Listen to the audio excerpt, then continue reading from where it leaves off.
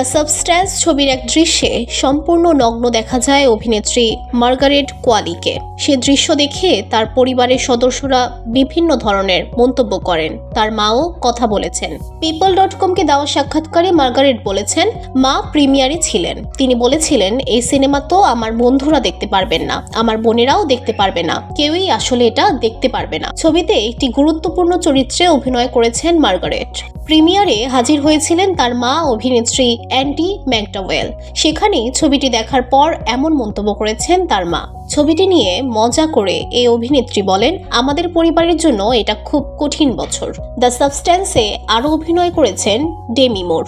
ডেমির সঙ্গে অভিনয় মার্গারেটের জীবনের অন্যতম সেরা অভিজ্ঞতা। পর্দায় নগ্ন হওয়া নিয়েও কোনো সমস্যা বোধ করেননি, শুধু মায়ের পাশে বসে দেখতে অস্বস্তি বলে জানান অভিনেত্রী।